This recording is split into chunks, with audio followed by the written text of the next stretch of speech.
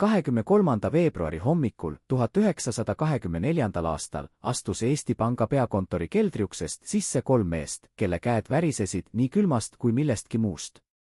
Nad kandsid endaga kaasas rauast võtmeid, mille pidi avama riigi suurimat saladust hoidvad kambrid. Aga kui nad jõudsid kulla hoidla ukseni ja pöörasid lukku, seisis nende ees vaikus, mis oli raskem kui kõik need puidust kastid, mida nad 3 aastat tagasi siia alla vedasid. Kulla, mille eest Jaan Poska oli Tartus oma tervise ja une ohvriks toonud, oli järel vähem kui 1/3. Ülejäänud oli kadunud mitte varguse teel, mitte röövi läbi, vaid läbi kitsaste pangakanalite, läbi eraettevõtete, läbi nende meeste kontode, kelle nimed seisid Eesti Vabariigi sünnitunnistusel. Ükski neist 3 mehest ei julgenud seda päevavalgele tuua, sest nad teadsid, see kuld ei kadunud mitte vaenlase kätte, vaid oma kätte. Aga alustame sealt, kus kõik algas. Sealt, kus Jaan Poska seisis Tartu rahuläbirääkimiste lauas silmitsi mehega, kes oli tapnud tsaari ja tema pere, konfiskeerinud kirikute varad ning muutnud terve impeeriumi üheks suureks katselaborikseks. Vladimir Iljitš Lenin ei olnud mees, kes andis midagi lihtsalt nii.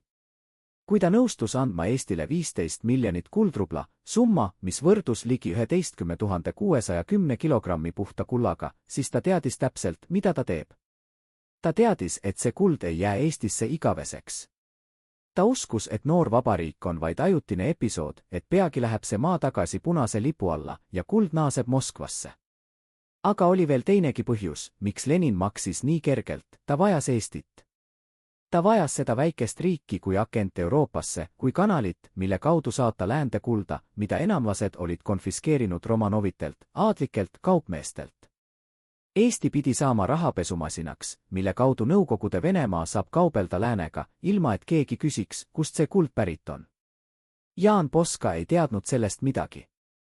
Ta seisis Tartus läbirääkimiste lauas, kurnatud, haige, aga võidukas. Ta oli võidelnud välja summa, mis pidi ehitama üles Eesti riigi, koolid, haiglad, teed, põllumajanduse. Ta uskus, et see kuld on Eesti rahvapärand, kompensatsioon sajandite eest, mille eestlased ehitasid üles Vene impeeriumi, ilma et nad oleksid saanud sellest midagi tagasi.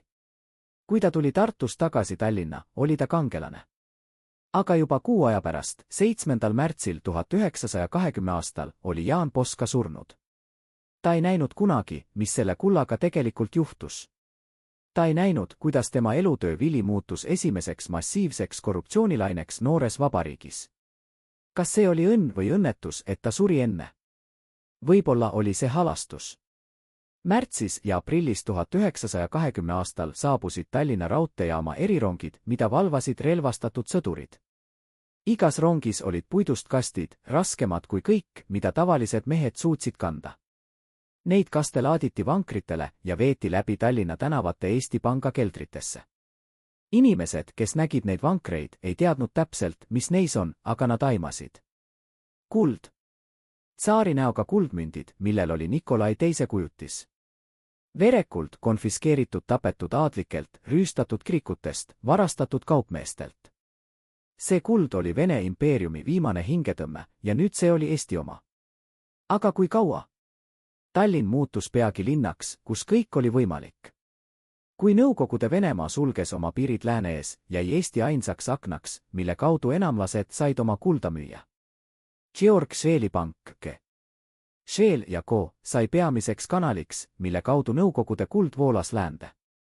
Scheel teenis sellelt hiigelkasumeid. Aga ta ei olnud ainus.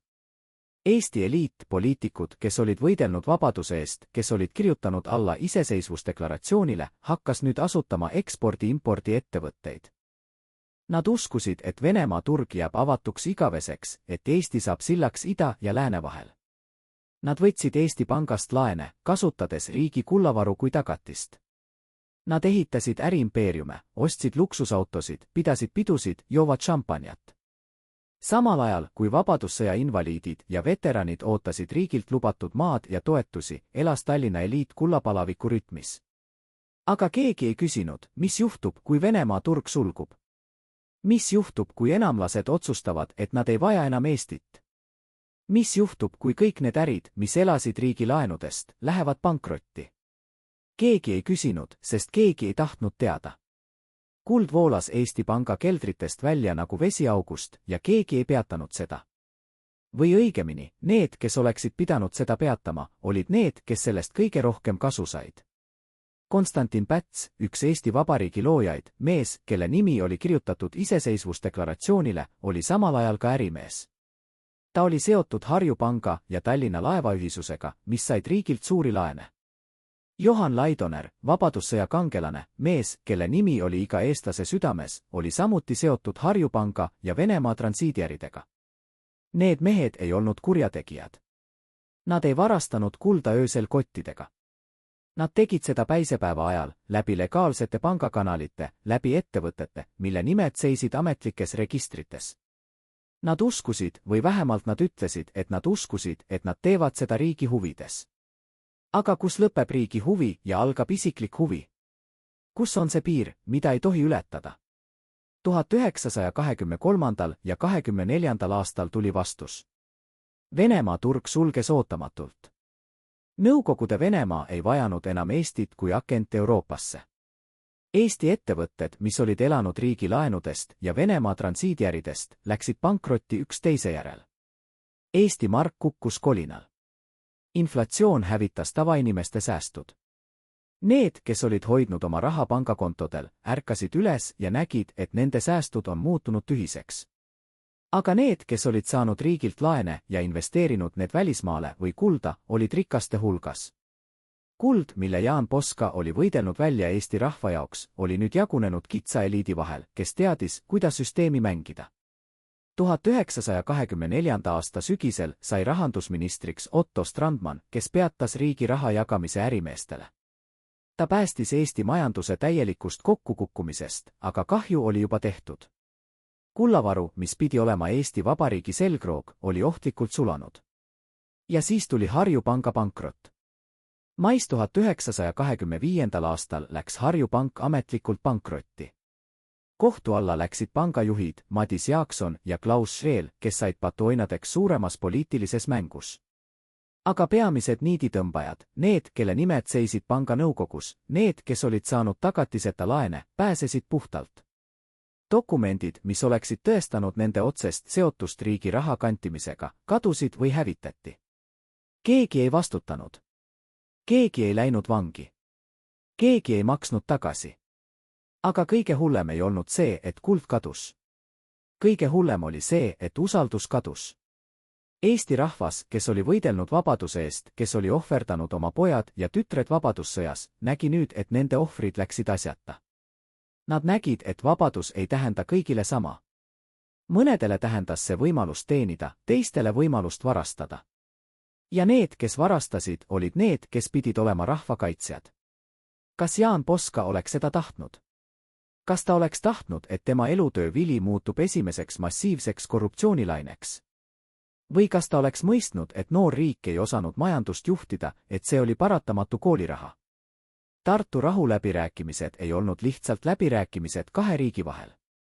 Need olid mäng, kus panused olid kõrgemad, kui keegi oskas ette kujutada. Ühel pool laua istus Jaan Poska, kurnatud, haige, aga kindlameelne. Ta teadis, et see on Eesti ainus võimalus saada rahvusvahelist tunnustust. Ta teadis, et ilma selle lepinguta jääb Eesti rippuma õhku, riigiks, mida keegi ei tunnusta. Teisel pool laua istus Adolf Joffe, Lenini saadik, mees, kes teadis täpselt, mida ta teeb. Joffe ei olnud lihtsalt läbirääkija. Ta oli strateegiline mängija, kes mõistis, et Eesti on Nõukogude Venemaa jaoks rohkem väärt kui lihtsalt territoorium. Eesti oli kanal, mille kaudu saata läände kulda, kaupa, informatsiooni. Eesti oli aken, mille kaudu Nõukogude Venemaa sai hingata, kui kogu muu maailm oli suletud. Kui Poska nõudis 15 miljonit kuldrubla, ei vaadanud Joffe isegi silmagi pilgutamata. Ta teadis, et Lenin on juba otsustanud selle summa maksta. Mitte sellepärast, et ta tunneks süüd Eesti rahva ees. Mitte sellepärast, et ta usub Eesti iseseisvusse. Vaid sellepärast, et ta teab, see kuld tuleb tagasi. Võib-olla mitte füüsiliselt, aga majanduslikult.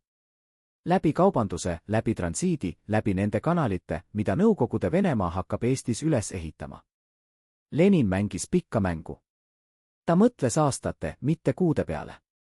Ja ta teadis, et noor riik, kes saab äkki nii palju kulda, ei oska seda hallata. Ta teadis, et see kuld tekitab ahnus, korruptsiooni, kaost. Ja kaos on alati hea pinnas revolutsioonile. Aga Poska ei näinud seda. Või kui ta nägi, siis ta ei tahtnud uskuda. Ta uskus, et Eesti suudab olla erinev. Ta uskus, et Eesti eliit, kes oli võidelnud vabaduse eest, ei lase end ahnus pimestada. Ta uskus, et see kuld läheb rahva hüvanguks. Ja kui ta tuli Tartust tagasi Tallinna, oli ta kangelane. Tänavatel tervitasid teda inimesed, kes uskusid, et nende elu muutub nüüd paremaks. Aga Poska ise oli haige. Ta oli andnud läbirääkimistele kõik, mis tal oli. Ta oli ohverdanud oma une, oma tervise, oma rahu. Ja kui ta suri kuu aja pärast, oli tema viimane mõte ilmselt see, kas ma tegin õigesti. Kui kuld saabus Tallinna, oli see sündmus, mida keegi ei unustanud. Rongid, mis tulid Venemaalt, olid relvastatud sõdurite valve all. Igas rongis olid puidust kastid, mille sisu oli nii väärtuslik, et isegi valvurid ei teadnud täpselt, kui palju seal on. Tallinna raudteejaamas laaditi need kastid vankritele ja veeti läbi linna Eesti Panga keldritesse. Inimesed, kes nägid neid vankreid, seisid tänavatel ja vaatasid vaikides. Mõned neist mõtlesid, see on meie tulevik. Teised mõtlesid, see on meie lõpp. Aga keegi ei teadnud veel, et mõlemad olid õigus. Eesti Panga keldrites laoti kuld hoolikalt riiulitele. Iga kast oli nummerdatud, iga münt loetud. Ametlikud dokumendid kinnitasid, 15 miljonit kuldrubla on kohale jõudnud. Eesti Vabariigul on nüüd kullavaru, mis on suurem kui paljudel Euroopa riikidel. See kuld pidi tagama Eesti marga stabiilsuse, pidi andma rahvale kindlustunde, et nende raha on midagi väärt. Aga juba esimestel kuudel hakkas kuld liikuma. Mitte füüsiliselt, vaid raamatupidamislikult. Eesti Pank hakkas andma laene, kasutades kullavaru kui tagatist. Esialgu olid need laenud väikesed, ettevaatlikud. Aga peagi muutusid nad suuremaks ja julgemaks. Ja need, kes said neid laene, olid need, kes teadsid, kuidas süsteemi mängida. Georg Scheel oli üks esimesi, kes mõistis, mis võimalus avaneb. Tema pank, G. Scheel ja Co. sai peamiseks kanaliks, mille kaudu Nõukogude Venemaa müüs oma kulda läände. Enamlased tõid kulda Tallinna, Scheel müüs selle edasi Londonisse, Berliini, Pariisi. Iga tehingu pealt teenis ta protsendi. Ja need protsendid muutusid peagi hiigelkasumiteks. Aga Scheel ei olnud ainus. Teised pangad, teised ärimees, teised poliitikud nägid sama võimalust.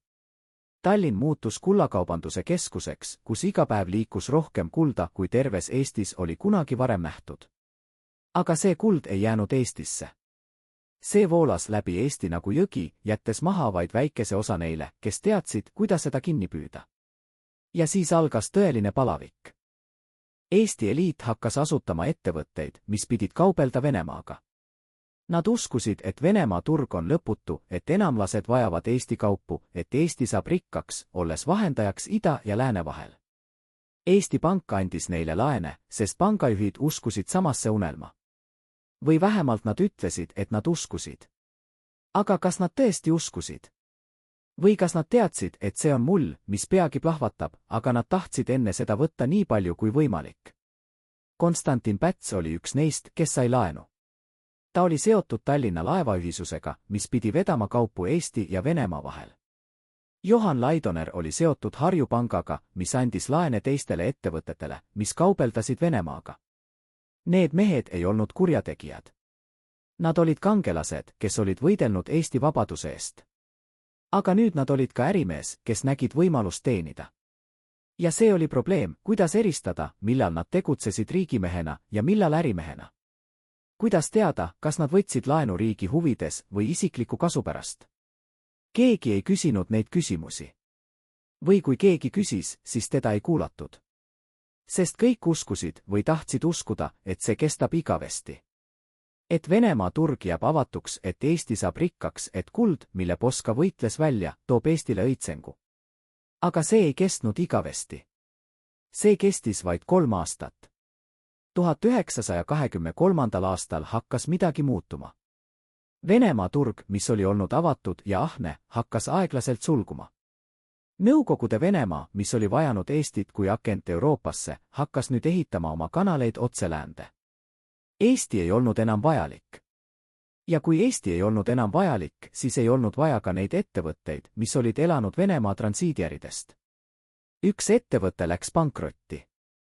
Siis teine. Siis kolmas. Ja siis hakkas see juhtuma nii kiiresti, et keegi ei jõudnud enam reageerida.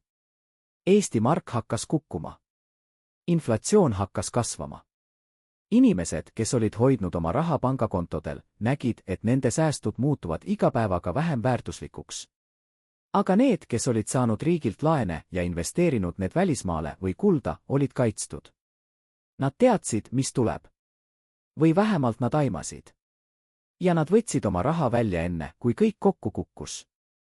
Eesti Panga keldrites hakkas kuld kaduma. Mitte füüsiliselt, kastid olid endiselt seal, nummerdatud ja loetud. Aga raamatupidamislikult oli kuld juba mujal. See oli panditud välispankadele laenude tagatiseks. See oli antud ettevõtetele, mis olid läinud pankrotti. See oli kadunud läbi nende kanalite, mida keegi ei suutnud enam jälgida.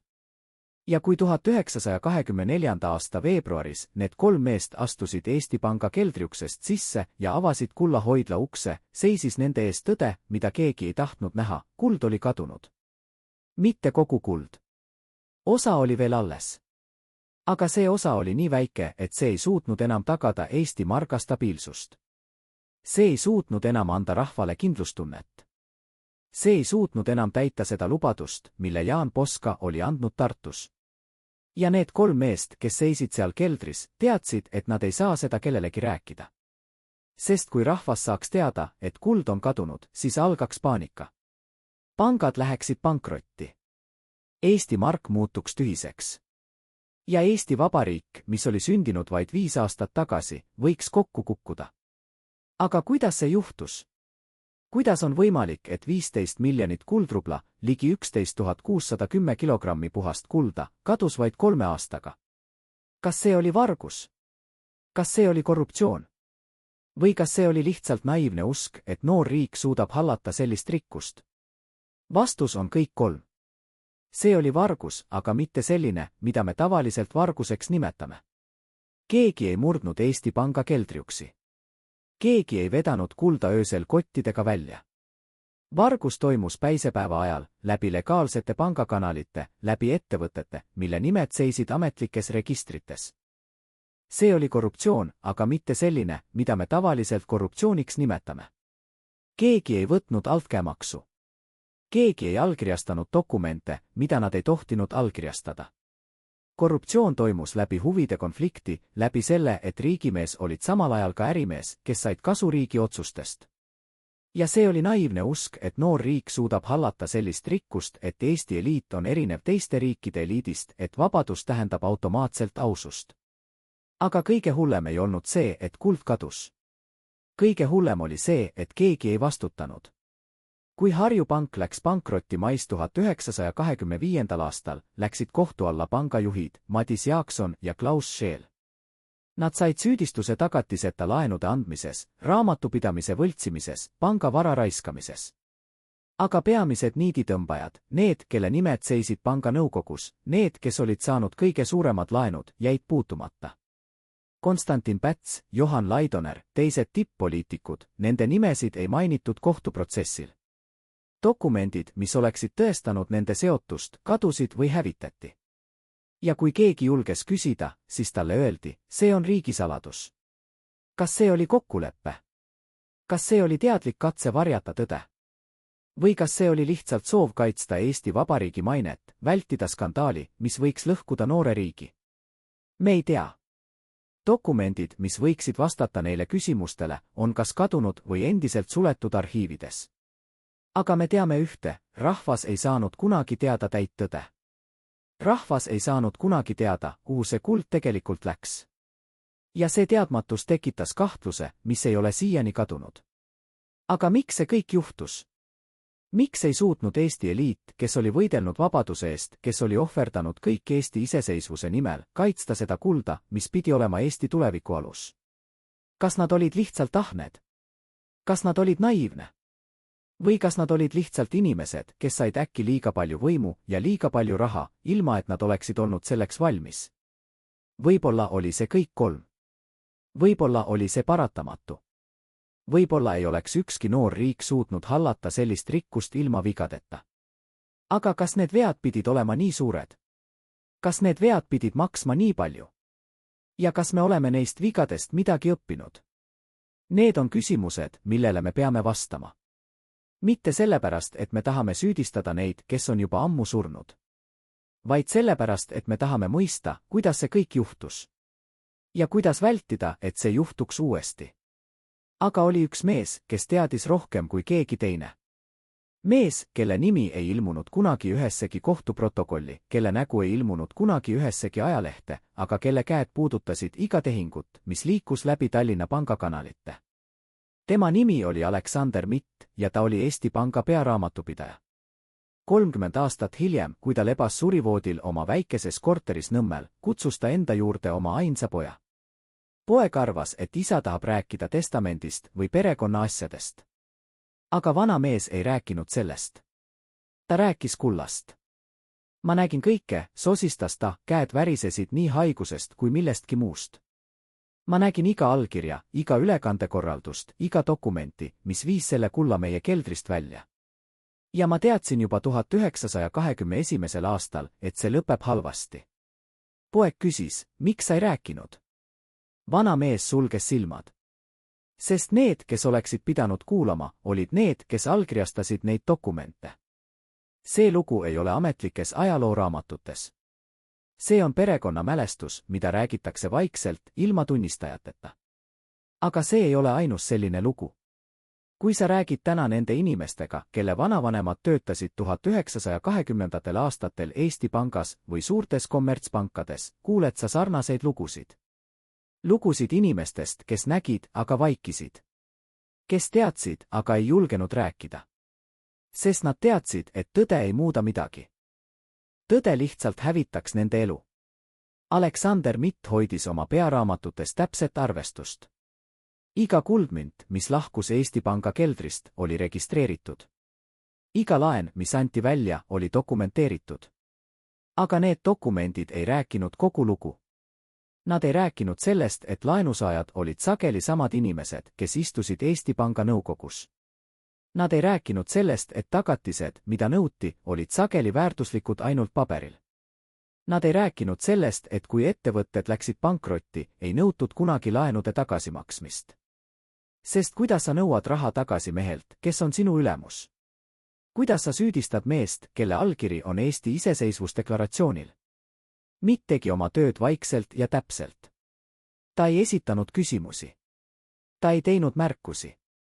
Aga iga õhtu, kui ta lahkus pangast ja kõndis läbi Tallinna tänavate koju, kandis ta endast teadmist, mis muutus iga päevaga raskemaks. Ta teadis, et Eesti Vabariigi kullavaru, mis pidi olema rahva vara, muutus aeglaselt eliidi omandiks. Ja ta teadis, et kui see tõde kunagi välja tuleb, ei usu keegi, et ta oli lihtsalt täitja. Keegi otsib süüdlast. Ja kõige lihtsam on süüdistada seda, kes pidas arvestust. 1923. aasta sügisel hakkas Mitt märkama midagi muud. Dokumendid, mida ta pidi registreerima, hakkasid muutuma keerulisemaks. Laenud ei läinud enam otse ettevõtetele. Nad läksid läbi vahendajate, läbi ettevõtete, mis eksisteerisid ainult paberil. Kuld ei liikunud enam otse Tallinnast Londonisse. See liikus läbi Riia, läbi Berliini, läbi Stockholmi. Iga vahendaja võttis oma protsendi. Ja iga kord, kui kuld liikus, muutus selle jälgimine raskemaks. Mitt mõistis, keegi ei taha enam, et seda oleks võimalik jälgida. Keegi ehitab süsteemi, kus tõde kaob numbrite ja ettevõtete nimede taha. Ühel õhtul, kui ta istus oma kontoris ja vaatas läbi järjekordset dokumentide virna, leidis ta midagi, mis pani ta südame seisma. See oli ülekandekorraldus, mis viis 2 miljonit kuldrubla Eesti Pangast välismaale. Tagatiseks oli märgitud riigi strateegilised huvid. Allkiri dokumendil kuulus mehele, kelle nimi oli igal eestlasel südames. Mitt istus seal tunde, dokument käes, ja mõtles, kas ma pean selle kellelegi näitama. Aga kellele? Kes usub pearaamatupidajat, kui teisel pool on kangelane? Ta pani dokumendi tagasi teiste hulka. Ta ei rääkinud sellest kellelegi. Aga ta tegi midagi muud, ta tegi koopia.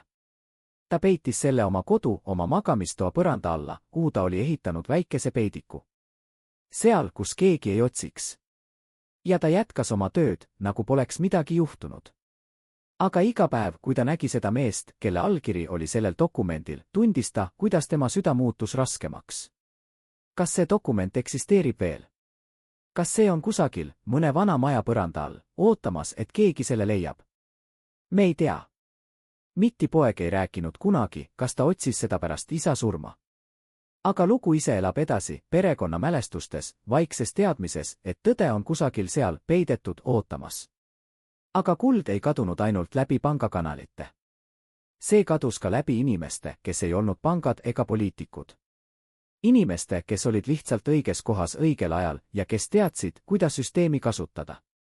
Üks neist oli naine nimega Liisa Tamm, kes ei olnud kunagi kuulnud Jaan Poskast ega Tartu rahust, aga kelle elu muutus täielikult selle kulla tõttu, mida ta ei näinud kunagi.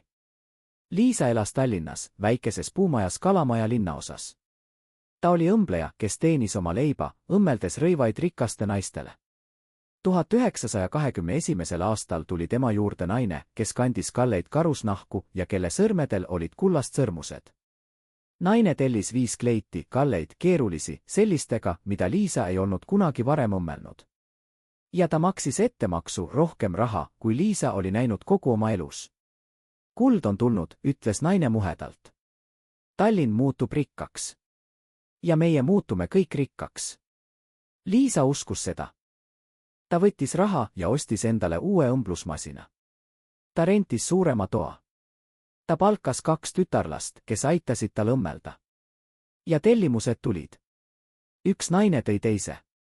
Üks kleit viis järgmise juurde. Liisa töötas päevad ja ööd, sõrmed verised nõelte torkest, aga ta oli õnnelik. Esimest korda oma elus tundis ta, et ta on midagi väärt. Et ta on osa millestki suuremast. Aga 1923. aastal lakkasid tellimused tulemas. Esimesena lakkasid tulemas need naised, kes kandsid kõige kallimaid karusnahku. Siis need, kes kandsid lihtsamaid mantleid. Lõpuks ei tulnud enam keegi. Liisa istus oma tühjas töötoas, uus õmblusmasin seismas nurgas, 2 tütarlast juba lahkunud ja mõtles, mis juhtus. Kus on see rikkus, mida lubati? Ta ei mõistnud, et see rikkus ei olnud kunagi tema jaoks mõeldud. See oli mõeldud neile, kes teadsid, millal sisse tulla ja millal välja minna. Neile, kes said informatsiooni varem kui teised. Neile, kes teadsid, et Venemaa turg sulgub, enne kui see tegelikult sulges. Liisa oli lihtsalt vahendaja, kes aitas rikkust liigutada ühest kohast teise. Ja kui rikkus lahkus, jäi ta tühjaks. Ta müüs oma õmblusmasina. Ta müüs oma mööbli. Ta kolis tagasi väiksemasse tuppa. Ja ta ei rääkinud kunagi kellelegi sellest ajast, kui ta uskus, et ta saab rikkaks. Sest see oli häbiasi. Mitte sellepärast, et ta oli ebaõnnestunud, vaid sellepärast, et ta oli uskunud. Aga Liisa lugu ei ole ainulaadne. Kui sa räägid täna nende inimestega, kelle vanavanemad elasid Tallinnas 1920. aastatel, kuuled sa sarnaseid lugusid. Lugusid inimestest, kes uskusid, et kuld toob neile õitsengu, aga kes jäid lõpuks tühjaks. Lugusid inimestest, kes töötasid ennast poolsurnuks, aga kes nägid, kuidas nende töövili läks kellegi teise taskusse. Lugusid inimestest, kes ei mõistnud kunagi, mis tegelikult juhtus, aga kes kandsid selle tagajärgi kogu oma elu. Kas keegi neist inimestest teadis, et see kuld tuli Leninilt? Kas keegi neist teadis, et see kuld oli mõeldud Eesti rahva jaoks, mitte eliidi jaoks? Ilmselt mitte. Nad teadsid ainult, et mingil hetkel oli raha ja siis seda ei olnud. Ja nad süüdistasid iseennast, et nad ei osanud seda kasutada. Nad ei süüdistanud kunagi neid, kes tegelikult seda raha kontrollisid. Aga kõige kurvem lugu ei ole Liisa lugu ega Aleksander Mitti lugu. Kõige kurvem lugu on lugu mehest, kes võitles selle kulla eest, aga kes ei näinud kunagi, mis sellest sai. Jaan Poska suri 7. märtsil 1920 aastal, vaid 6 aega pärast Tartu rahulepingu allkirjastamist. Ametlik surmapõhjus oli südameatakk. Aga need, kes tundsid teda, teadsid, et see ei olnud lihtsalt südameatakk. See oli kurnatus, stress, pettumuse koormus, mida ta kandis juba Tartus. Poska viimased päevad olid vaiksed. Ta lebas oma voodis, ümbritsetud perekonnast, aga ta ei rääkinud palju. Vahel ta vaatas aknast välja Tallinna tänavatele, kus inimesed käisid edasi-tagasi, teadmata, et mees, kes võitles nende tuleviku eest, sureb. Vahel ta küsis oma naiselt, kas nad mõistavad, mida me saavutasime. Naine ei vastanud. Mis ta oleks pidanud ütlema? Et jah, nad mõistavad. Või et ei, nad ei mõista kunagi. Ühel õhtul, paar päeva enne surma, kutsus Poska enda juurde oma lähedase sõbra, kes oli olnud koos temaga Tartus. Sõber istus voodi kõrvale ja hoidis Poska käest. Poska vaatas talle otsa ja ütles, ma loodan, et see kuld läheb õigesse kohta. Ma loodan, et see ehitab üles koolid, haiglad, teed. Ma loodan, et see ei lähe nende taskusse, kes juba on rikkad. Sõber noogutas, aga ta ei öelnud midagi. Sest ta teadis juba, et see lootus on tühine. Kui Poska suri, korraldati talle riiklik matus. Tuhanded inimesed tulid tänavatele, et näha, kuidas tema kirst viiakse läbi Tallinna. Poliitikud pidasid kõnesid, kus nad kiitsid tema teeneid, tema ohverdust, tema visiooni. Aga mitte keegi neist ei maininud kulda. Mitte keegi ei maininud, et see kuld, mille Poska võitles välja, oli juba hakanud kaduma. Mitte keegi ei maininud, et Poska lootus oli juba murdumas. Kas Poska teadis, mis tuleb? Kas ta aimas, et see kuld ei lähe sinna, kuhu ta lootis? Me ei tea. Aga on üks detail, mis paneb mõtlema. Paar nädalat enne surma kirjutas Poska kirja ühele oma sõbrale Soomes. Kirjas ta kirjutas, ma olen teinud kõik, mis ma suutsin. Aga ma kardan, et see ei ole piisav. Ma kardan, et need, kes tulevad pärast mind, ei mõista, mida see kuld tähendab. Nad näevad seda ainult kui raha, mitte kui vastutust. See kiri on täna Soome Rahvusarhiivis. See on üks väheseid dokumente, kus Poska räägib oma kahtlustest, oma hirmudest. Ja see on südantlõhestav, sest see näitab, et ta teadis. Ta teadis, et see lõpeb halvasti. Aga ta ei saanud midagi teha. Ta oli juba liiga haige, liiga kurnatud, liiga lähedal surmale. Kas me oleme Poska ees võlgu? Kas me oleme võlgu mehele, kes ohverdas oma elu, et võidelda välja kuld, mis pidi ehitama üles Eesti riigi, aga mis kadus läbi korruptsiooni ja ahnus? Või kas me oleme lihtsalt võlgu tõele selle kohta, mis tegelikult juhtus, kes oli süüdi ja kas keegi maksis kunagi selle eest? Need on küsimused, millele me ei ole siiani vastanud. Ja võib-olla me ei vasta kunagi. Sest tõde on peidetud liiga sügavale, liiga paljude kihtide taha, liiga paljude inimeste huvide taha, kes ei taha, et see välja tuleks. Aga üks asi on kindel, Jaan Poska ei saanud seda, mida ta vääris. Ta ei saanud näha, kuidas tema elutöö vili toob Eestile õitsengu. Ta nägi ainult algust, mitte lõppu. Ja võib-olla oli see halastus. Sest lõpp oli palju kurvem, kui ta oleks kunagi osanud ette kujutada. Aga lugu ei lõppe Poska surmaga. See jätkub läbi aastakümnete, läbi põlvkondade, läbi inimeste, kes ei tea kunagi kogu tõde, aga kes kannavad selle tagajärgi. Ja võib-olla ühel päeval, kui keegi leiab need peidetud dokumendid, need salajased kirjad, need pearaamatud, on peidetud keldrisse või põranda alla, võib-olla siis me saame teada, mis tegelikult juhtus selle kullaga, mille Lenin andis ja Poska võttis vastu. Kuni selle ajani jääb see lugu poolikuks, nagu pooleli jäänud lause, mis ootab oma lõppu. Aga oli üks koht, kuhu keegi ei vaadanud. Koht, kus tõde lebas peidetuna, mitte sellepärast, et keegi oleks seda meelega varjanud, vaid sellepärast, et keegi ei osanud seda otsida. See koht oli Eesti Panga arhiiv keldrikorrusel, kus tolmustes mappides lebas dokumente, mida keegi ei olnud puudutanud alates 1925. aastast.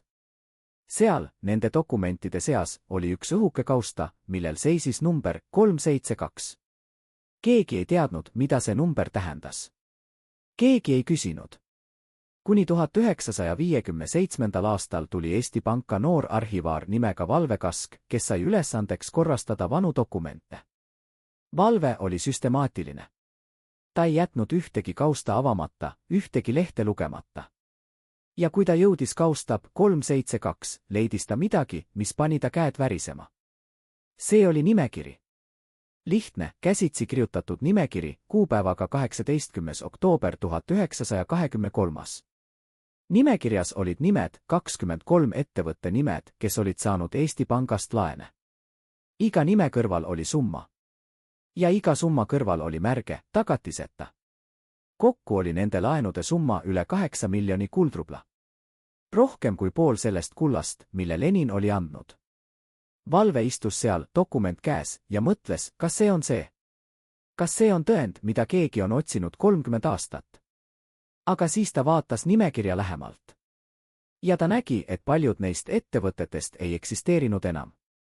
Mõned olid läinud pankrotti juba 1924. aastal. Teised olid kadunud ilma jäljeteta. Ja mõned, kõige kurvem osa, olid olnud algusest peale ainult paberil. Ettevõtted, millel ei olnud kunagi olnud kontorit, töötajaid, tegevust. Ainult nimi registris ja pangakonto, kuhu raha tuli ja kust see kadus. Valve tegi koopia sellest nimekirjast. Ta peitis selle oma kodu, samamoodi nagu Aleksander Mitt oli teinud 30 aastat varem. Ja ta ei rääkinud sellest kellelegi. Sest 1957. aastal oli Eesti Nõukogude Sotsialistlik Vabariik ja sellised dokumendid olid ohtlikud. Nad võisid tõestada, et esimese vabariigi eliit oli korrumpeerunud, aga nad võisid ka tõestada, et Nõukogude süsteem ei olnud parem. Ja keegi ei tahtnud seda tõestust. Aga see nimekiri ei olnud ainus tõend. Oli ka teisi. Väiksemaid, killustatud, aga kokkuvõttes nad moodustasid pildi, mis oli selgem kui ükski ametlik ajalooraamat. Üks neist tõenditest oli leitud 1999. aastal, kui vana Harju Panga hoone lammutati. Lammutajad leidsid seina seest, telliste vahelt, väikese plekkkarbi. Karbis oli 10 lehte, käsitsi kirjutatud, kuupäevadega 1923 kuni 1924. Need olid märkmed, mida keegi oli teinud iga koosoleku kohta, kus otsustati, kellele anda laene. Ja igas märkmes oli üks lause, mis kordus: nõukogu liikmed hääletasid oma ettevõtete kasuks. See tähendab, et need mehed, kes istusid Harju Panga nõukogus ja otsustasid, kellele anda riigi raha, andsid selle oma ettevõtetele. Nad ei varjanud seda. Nad ei pidanud seda isegi ebaseaduslikuks. Sest seadus ei keelanud seda. Seadus ei öelnud, et nõukogu liige ei tohi hääletada oma ettevõtte kasuks. Seadus ei öelnud, et riigi raha ei tohi minna eraettevõtetele. Seadus oli noor, poolik, kirjutatud kiirustades, ilma et keegi oleks mõelnud, et keegi võiks seda kuritarvitada. Aga kõige kurvem osa ei ole see, et kuld kadus. Kõige kurvem osa on see, et keegi ei õppinud sellest midagi. Kui Eesti taasiseseisvus 1991. aastal, kordus sama lugu. Riigi vara, mis pidi minema rahva hüvanguks, kadus läbi erastamise, läbi ettevõtete, läbi nende meeste käte, kes teadsid, kuidas süsteemi kasutada. Ja taas keegi ei vastutanud. Taas dokumendid kadusid. Taas öeldi, see on majanduse loomulik areng. Aga kuskil teel kadus see usk. Kuskil teel muutus vabadus võimaluseks teenida. Kuskil teel muutus vastutus rahva ees vastutuseks iseenda ees. Ja keegi ei märganud seda muutust, kuni oli juba hilja. On üks detail, mis paneb mõtlema. 1995. aastal, kui Eesti majandus oli juba läbi erastamise ja paljud riigi varad olid kadunud, tegi üks ajakirjanik uurimuse. Ta võrdles nimesid, neid, kes said kõige suuremad tükid riigi varast 90-ndatel ja neid, kes said kõige suuremad laenud 20-ndate. Ja ta leidis midagi üllatavat, paljud perekonnanimed kordusid. Mitte samad inimesed, loomulikult, nad olid juba surnud. Aga nende pojad, lapselapsed, sugulased. Samad pered, kes olid rikastunud esimese vabariigi ajal, rikastusid uuesti teise vabariigi ajal. Kas see on juhus? Või kas see on süsteem? Kas on olemas mingisugune nähtamatu võrgustik, mis kandub edasi põlvest põlve, mis teab, kuidas võimu ja raha ümber käia, mis mõistab, et riik on mitte ainult vastutus, vaid ka võimalus? Ajakirjanik püüdis seda lugu avaldada. Aga ükski ajaleht ei tahtnud seda printida. Liiga ohtlik, ütlesid toimetajad. Liiga palju nimesid, liiga palju võimsaid inimesi. Liiga suur risk. Ja nii see lugu jäi avaldamata.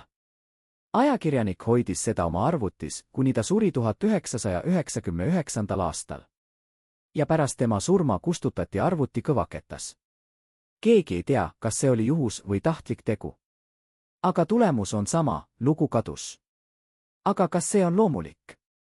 Kas on loomulik, et iga kord, kui Eesti saab midagi väärtuslikku, kas see on siis kuld Leninilt või vara Nõukogude Liidult, kaob see läbi samade kanalite, samade inimeste kätte, kes on võimul? Kas see on paratamatu? Või kas see on valik, mille me teeme iga kord uuesti, sest me ei taha mäletada, mis juhtus viimati? Aga oli üks mees, kes maksis. Mitte rahaliselt, mitte juriidiliselt, vaid füüsiliselt. Tema nimi oli Karl Einbund ja ta oli Eesti Panga president aastatel 1922 kuni 1924.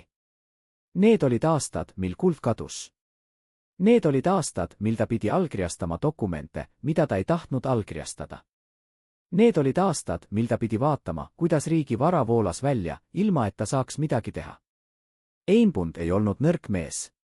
Ta oli olnud edukas pankur juba enne Eesti iseseisvust. Ta mõistis majandust paremini kui enamik poliitikuid. Ja ta teadis, et see, mis toimus, oli vale. Aga ta oli ka realist. Ta teadis, et kui ta keeldub allkirjastamast, leitakse keegi teine, kes allkirjastab. Ta teadis, et kui ta räägib avalikult, hävitab see tema karjääri ja võib-olla ka tema elu. Ja nii ta allkirjastas. Aga iga allkiri võttis temalt midagi. 1923. aastal hakkas Einbund muutuma. Need, kes töötasid temaga, märkasid, et ta oli muutunud vaiksemaks, suletumaks. Ta ei naeratanud enam. Ta ei rääkinud enam oma plaanidest, oma unistustest. Ta tuli tööle hommikul ja lahkus õhtul, ilma et ta oleks rääkinud kellegagi rohkem kui vajalik. Ja öösel, kui ta lebas oma voodis, ei saanud ta magada. Ta lebas seal, silmad lahtised, ja mõtles, kui palju veel.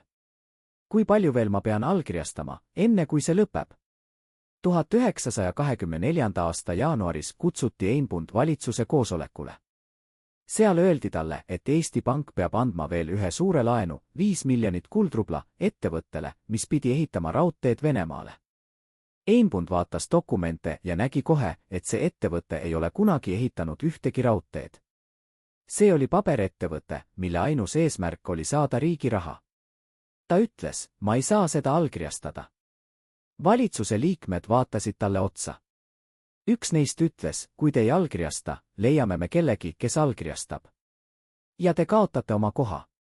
Einbund istus seal, dokument käes, ja mõtles. Ta mõtles Jaan Poskast, kes oli surnud, uskudes, et see kuld ehitab üles Eesti riigi. Ta mõtles Aleksander Mittist, kes pidas arvestust, aga kes ei julgenud rääkida. Ta mõtles Liisa Tammist, kes uskus, et ta saab rikkaks, aga kes jäi lõpuks tühjaks. Ja ta mõtles iseendale, kas ma tahan olla see mees, kes allkirjastab viimase suure varguse. Ta ei allkirjastanud. Ta tõusis püsti, pani dokumendi lauale ja ütles, leidke keegi teine. Ja ta lahkus. Järgmisel päeval oli ta Eesti Panga presidendi kohalt tagandatud. Tema asemele tuli mees, kes allkirjastas kõik, mida temalt küsiti. Ja 5 miljonit kuldrubla kadus, nagu kõik teised miljonid enne seda. Einbund elas veel 25 aastat pärast seda.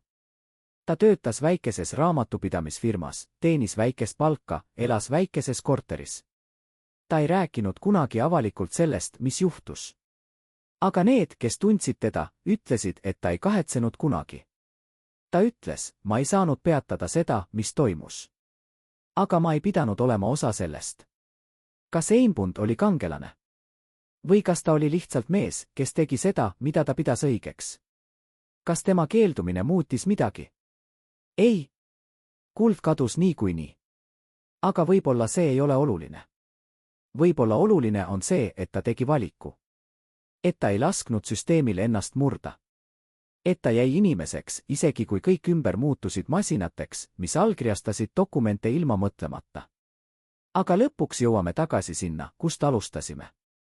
Tagasi sellesse keldriruumi, kus 3 meest seisid 23. veebruaril 1924. aastal ja vaatasid tühjenevaid riiuleid. Üks neist meestest oli Valve Kaske isa, kes töötas Eesti Pangas lihttöölisena. Ta ei teadnud midagi majandusest, poliitikas, kullast. Ta teadis ainult, et tema töö oli kanda neid raskeid kaste ühest kohast teise. Ja ta mäletas, kui raske oli kanda neid kaste, kui nad tulid Venemaalt 1920 aastal. Iga kast oli nii raske, et 2 meest vaevalt suutsid seda tõsta. Aga nüüd, kui ta seisis seal keldris ja vaatas riiuleid, nägi ta, et paljud kastid olid kadunud. Ja need, mis olid alles, olid kergemad. Ta ei küsinud, kuhu need läksid. Ta ei küsinud, miks need on kergemad. Ta teadis, et need ei ole tema küsimused. Aga õhtul, kui ta tuli koju ja istus oma laua taha, ütles ta oma tütrele Valvele, kes oli siis väike tüdruk, ära usu kunagi, kui keegi ütleb, et riigi raha on rahva raha. Riigi raha on nende raha, kes teavad, kuhu see pannakse. Valve ei mõistnud siis, mida isa mõtles.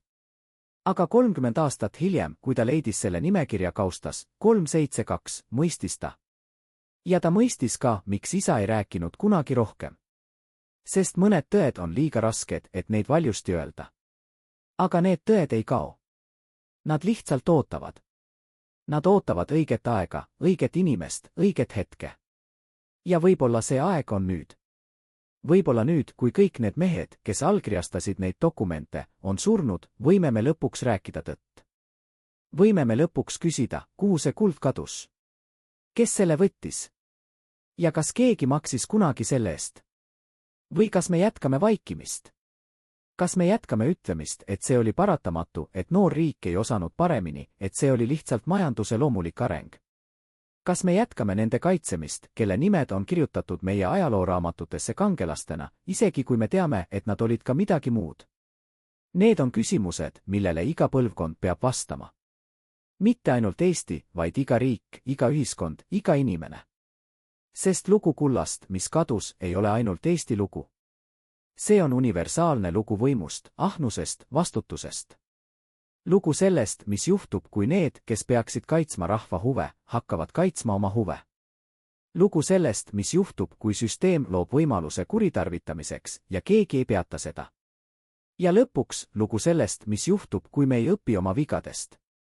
Kui me kordame samu vigu põlvest põlve, sest me ei taha mäletada, mis juhtus viimati. Sest mäletamine on valus. Ja valusam on tunnistada, et meie kangelased ei olnud täiuslikud. Et nad tegid vigu. Et nad lasksid meid alt. Aga võib-olla just see tunnistamine on see, mis meid vabastab. Võib-olla just see tõde, kui valus see ka ei ole, on see, mis laseb meil edasi minna. Mitte unustades, vaid mäletades. Mitte andestades, vaid mõistes. Mitte kordades, vaid õppides. Jaan Poska suri, uskudes, et ta tegi õigesti. Aleksander Mitt suri, kandes endas saladust, mida ta ei julgenud rääkida. Karl Einbund suri, teades, et ta tegi seda, mida pidas õigeks, isegi kui see maksis talle kõik. Ja Valve Kask suri, hoides endas teadmist, mida keegi ei tahtnud kuulda. Aga nende lood ei sure. Need lood elavad edasi, meie mälestustes, meie küsimustes, meie otsingutes. Ja võib-olla ühel päeval leiame me vastused. Võib-olla ühel päeval saame me teada, kuhu see kuld tegelikult kadus. Ja kes selle eest vastutas. Kuni selle ajani jääb see küsimus õhku rippuma, kas me oleme õppinud midagi. Või kas me kordame samu vigu, iga kord uuesti, sest me ei taha mäletada. Aga oli üks dokument, mida keegi ei otsinud, sest keegi ei teadnud, et see eksisteerib. See dokument lebas Moskva arhiivides, sügaval Kremli keldrites, kaustas, millel seisis märge Eesti operatsioon 1920–1924. Seal, nende tolmusate lehtede seas, oli üks telegramm, mille Adolf Joffe saatis Vladimir Leninile 3. märtsil 1920 aastal, 4 päeva enne Jaan Poska surma. Telegramm oli lühike, vaid 3 lauset. Aga need 3 lauset avaldasid kõik. Eesti eliit on võetud konksule. Nad usuvad, et Venemaa turg jääb avatuks igavesti. Meie agendid Georg Scheli pangas kinnitavad, nad investeerivad kulla meie ettevõtetesse. Kui me sulgeme turu 1923. aastal, kukub nende süsteem kokku. Eesti saab meie oma ilma ühe lasueta. See telegramm avastati 1999. aastal, kui Vene arhiivid avati lühikeseks ajaks välisuurijatele. Üks Eesti ajaloolane, kes töötas seal, leidis selle juhuslikult. Ta tegi koopia, aga enne kui ta jõudis seda avaldada, suleti arhiivid uuesti. Dokument kadus tagasi keldritesse. Ja ajaloolane, kes selle leidis, suri 2 aastat hiljem südamerabanduses. Tema pere ütles, et see oli loomulik surm. Aga need, kes tundsid teda, teadsid, et ta elas pärast seda leidmist pideva stressi all. Ta ütles oma naisele, ma leidsin midagi, mida ma ei pidanud leidma. Ja nüüd ma ei tea, kas ma peaksin seda rääkima või vaikima. Kas see telegramm on tõeline? Kas Lenin tegelikult kasutas seda kulda kui relva, et hävitada Eesti majandust seestpoolt? Või kas see on võltsingud, mille keegi tegi hiljem, et õigustada Nõukogude okupatsiooni? Me ei tea. Sest dokument on kadunud. Ja ainus inimene, kes seda nägi, on surnud. Aga isegi kui see on võltsingud, jääb küsimus, miks see stsenaarium sobib nii täiuslikult sellega, mis tegelikult juhtus. Mõelge sellele. Lenin annab Eestile 15 miljonit kuldrubla. Ta teab, et noor riik ei oska seda hallata. Ta teab, et eliit hakkab seda kasutama oma rikastumiseks. Ta teab, et kui ta sulgeb Venemaa turu, kukub Eesti majandus kokku. Ja siis, kui Eesti on nõrk, jagatud, pettunud oma eliiti, on see küps revolutsiooniks. 1. detsembri mässukatse 1924. aastal ei olnud juhus. See oli osa plaanist, mis algas Tartus. Aga plaan ebaõnnestus. Mitte sellepärast, et Eesti eliit oli tugev, vaid sellepärast, et Eesti rahvas ei tahtnud kommunismi. Isegi kui nad olid pettunud oma valitsuses, isegi kui nad nägid, kuidas kuld kadus, nad ei tahtnud tagasi Venemaa alla. Nad mäletasid, mis oli enne. Ja nad eelistasid korrumpeerunud vabadust võõra võimu alla. Aga kas see tähendab, et Eesti eliit oli süütu? Kas see tähendab, et nad olid lihtsalt Lenini mängurid, kes ei teadnud, mida nad teevad? Ei. Sest isegi kui Lenin kasutas neid, nad kasutasid seda olukorda enda kasuks. Nad teadsid, et Venemaa turg võib sulguda. Nad teadsid, et need laenud on riskantsed. Aga nad võtsid need niikuinii, sest nad uskusid, et nad jõuavad oma raha välja võtta enne, kui kõik kokku kukub. Ja paljud neist jõudsid. Konstantin Päts, kes oli seotud Harju Panga ja Tallinna laevaühisusega, kaotas ametlikult raha, kui need ettevõtted läksid pankrotti. Aga tema isiklik varandus kasvas. Kuidas? Sest ta teadis, millal müüa. Ta teadis, millal viia oma raha välismaale. Ta teadis, millal osta kulda ja millal osta maad. Ja kui kriis möödus, oli ta rikkam kui enne. Johan Laidoner, vabadussõja kangelane, kaotas samuti ametlikult raha. Aga tema pere omandas mitu suurt kinnistut, mida nad ostsid kriisi ajal odavalt. Ja kui maa hind tõusis uuesti, müüsid nad need kasumiga. Need mehed ei varastanud kulda. Nad ei murdnud seifi. Nad ei võtnud altkäemaksu. Aga nad kasutasid oma positsiooni, oma teadmisi, oma võrgustikku, et rikastuda ajal, mil tavaline rahvas kaotas kõik. Ja see on võib-olla hullem kui vargus. Sest vargust saab karistada. Aga kuidas sa karistad kedagi, kes ei teinud midagi ebaseaduslikku, aga kes tegi kõik ebaeetilist? Aga oli üks hetk, kui kõik oleks võinud minna teisiti. Üks hetk, kui keegi oleks võinud peatada selle masina, mis voolas kulda Eesti Panga keldritest välja.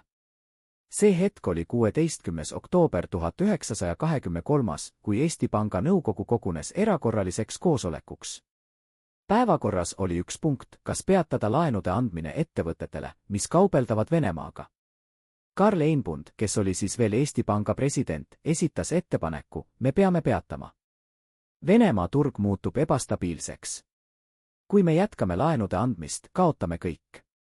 Aga nõukogu liikmed vaatasid talle otsa ja vaikisid. Siis tõusis üks neist, mees, kelle nimi oli igal eestlasel südames, ja ütles, kui me peatame laenud, hävitame me Eesti majanduse. Need ettevõtted annavad tööd tuhandetele inimestele. Kui nad lähevad pankrotti, kaotavad tuhanded inimesed oma sissetuleku. Kas te tahate seda vastutust? Einbund istus seal ja mõtles. Ta teadis, et see mees valetab. Ta teadis, et need ettevõtted ei anna tööd tuhandetele inimestele. Enamik neist on paberettevõtted, millel on vaid mõned töötajad.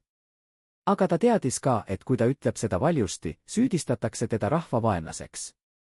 Süüdistatakse teda, et ta tahab hävitada Eesti majandust. Ja ta kaotab oma koha. Ta vaatas ümber lauda. Ta nägi neid mehi, kes istusid seal, nende nägusid, nende silmi. Ja ta mõistis, nad kõik teavad.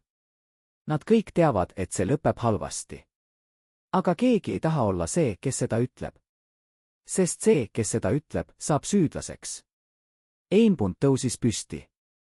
Ta vaatas neile otsa ja ütles, ma teen ettepaneku hääletada. Hääletati. 11 häält jätkamise poolt.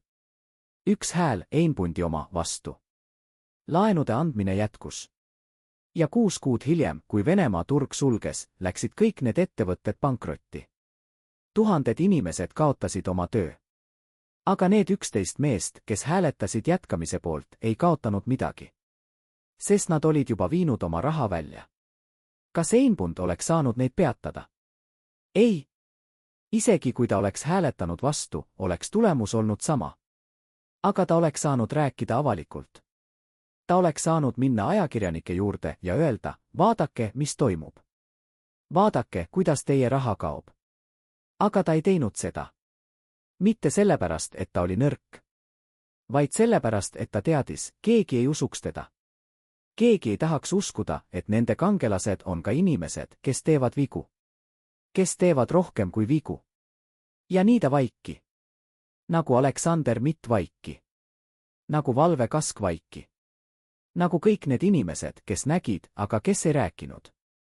Sest nad teadsid, et tõde ei muuda midagi. Tõde lihtsalt hävitaks nende elu. Aga see vaikimine maksis. See maksis mitte ainult neile, kes vaikisid, vaid kogu ühiskonnale. Sest kui tõde ei tule välja, kui keegi ei vastuta, kui süsteem jätkab töötamist nagu enne, siis see kordub. Ja see kordus. 1930. aastatel. 1990. aastatel. Ja see kordub uuesti, kui me ei õpi. Aga lõpuks, kui kõik oli läbi, kui kuld oli kadunud, kui ettevõtted olid pankrotis, kui inimesed olid kaotanud oma säästud, tuli üks küsimus, mida keegi ei osanud vastata, kus see kuld nüüd on? Füüsiliselt, kus need 11 610 kilogrammi puhast kulda on? Osa sellest on teada. Osa müüdi Londonisse, Berliini, Pariisi, et maksta Eesti välislaene. Osa panditi välispankadele tagatiseks. Osa jäi Eesti Panga keldritesse, kus see seisis kuni Nõukogude okupatsioonini 1940. aastal, mil Punaarmee viis selle Moskvasse. Aga osa, märkimisväärne osa, kadus jäljetult. 1957. aastal, kui Valve Kask leidis selle nimekirja kaustas 372, nägi ta midagi huvitavat. Nimekirjas oli 23 ettevõtet, kes said laene. Aga ainult 15 neist läks ametlikult pankrotti. 8 ettevõtet kadus lihtsalt.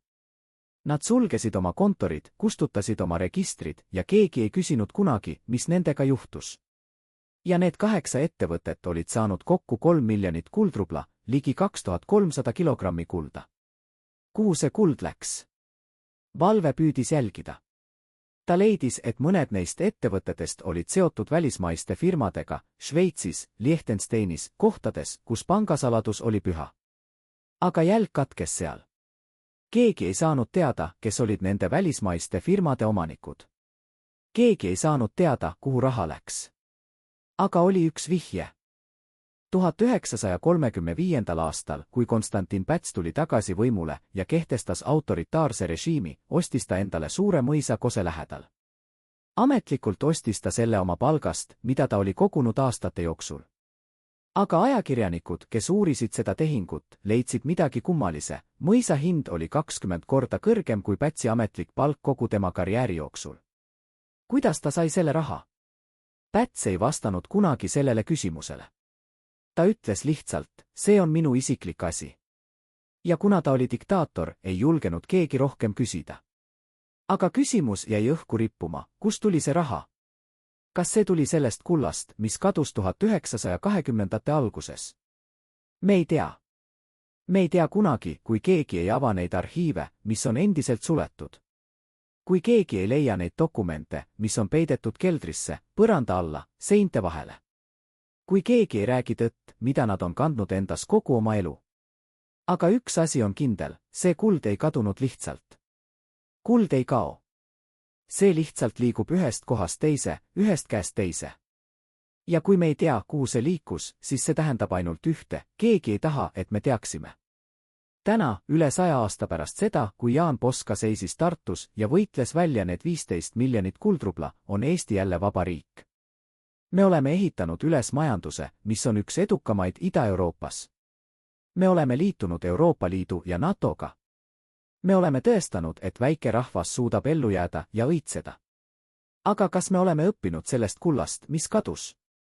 Kas me oleme õppinud sellest, mis juhtub, kui riigi vara muutub eliidi omandiks? Kas me oleme õppinud sellest, mis juhtub, kui keegi ei vastuta? Vaadake ümber. Vaadake, mis juhtus 1990. aastatel, kui Eesti taasiseseisvus. Vaadake, kuidas riigi vara erastati, kuidas see läks läbi samade kanalite, samade inimeste kätte, kes teadsid, kuidas süsteemi kasutada. Vaadake, kuidas täna on Eestis suurim varanduslik ebavõrdsus kogu Euroopas. Vaadake, kuidas need, kes on rikkad, muutuvad rikkamateks ja need, kes on vaesed, jäävad vaesemaks. Kas see on juhus? Või kas see on süsteem, mis kordub, sest me ei taha mäletada? Sest me ei taha tunnistada, et meie kangelased ei olnud täiuslikud. Sest me ei taha küsida ebamugavaid küsimusi. Jaan Poska pere elas pärast tema surma tagasihoidlikult. Tema lesk pidi müüma nende maja, et maksta võlgu. Tema lapsed kasvasid üles ilma isata, ilma rikkuseta, ilma selleta, mida nende isa võitles välja.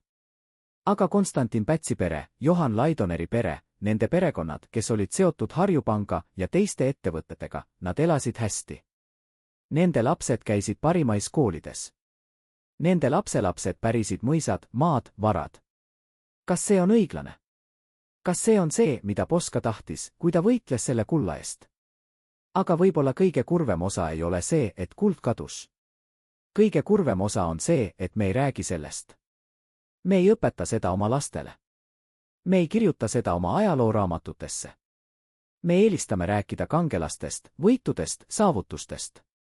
Me ei taha rääkida vigadest, kaotustest, pettumustest. Aga ajalugu ei ole ainult kangelaste lugu. Ajalugu on ka nende lugu, kes eksisid. Nende lugu, kes valisid valesti. Nende lugu, kes lasksid meid alt. Sest ainult kui me mõistame, kuidas nad eksisid, saame me vältida, et me ei eksi samal viisil. Seal, Moskva arhiivides, võib olla endiselt see telegramm, mille Adolf Joffe saatis Leninile. Seal, mõne vana maja põranda all, võib olla endiselt see nimekiri, mille Aleksander Mitt peitis. Seal, mõne Šveitsi panga keldris, võib olla endiselt see kuld, mis kadus läbi nende 8 ettevõtte. Aga isegi kui me ei leia neid dokumente, isegi kui me ei saa kunagi teada kogu tõde, jääb üks küsimus, millele me peame vastama, kas me tahame teada? Kas me tahame teada, mis tegelikult juhtus?